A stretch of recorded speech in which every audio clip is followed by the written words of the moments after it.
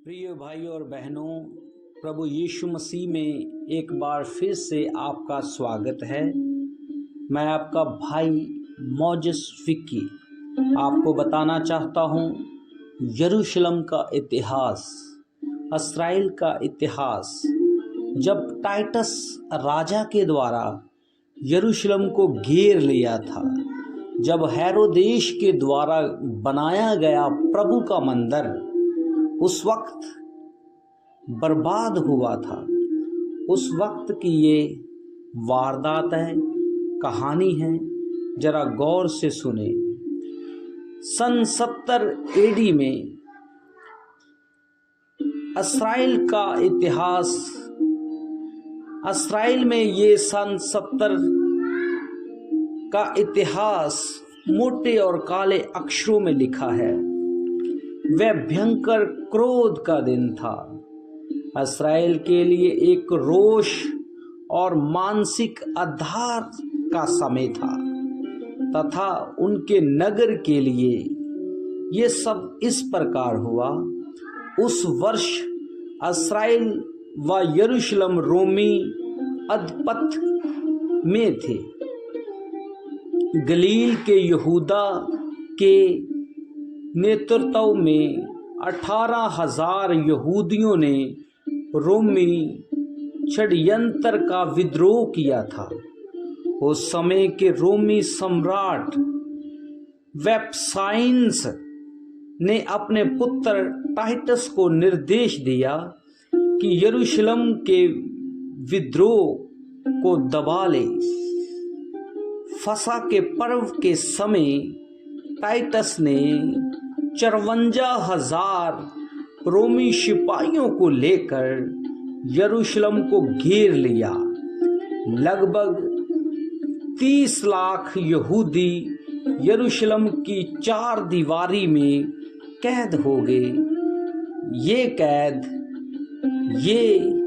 यरूशलेम का घेरा 4 महीने तक रहा। यरूशलेम तथा उनके निवासियों के लिए ये भयंकर भय का समय था। अकाल व महामारी इतनी फैल गई उस नगर में कि लोगों ने अपना मांस खाना शुरू कर दिया।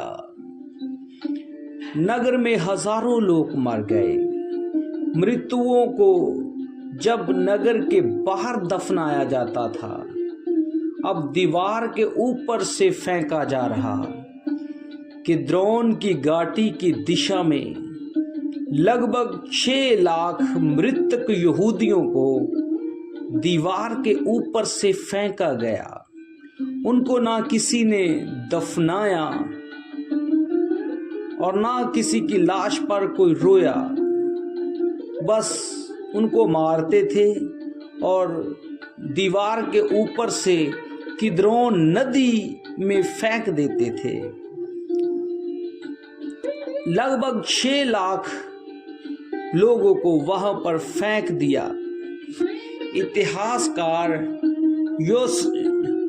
जोसेफ ने लिखा है, क्या अकाल इतना भयंकर था, यहूदी अपने बच्चों को मार कर खाने लगे। कुछ मांस उनके पतियों के पास भेजा जाता था जो शहर पनाह पर पहरा देते थे। प्रभु ने इसकी भविष्यवाणी 2000 साल पहले से की थी। व्यवस्था विवरण 28 की 53 ऐत।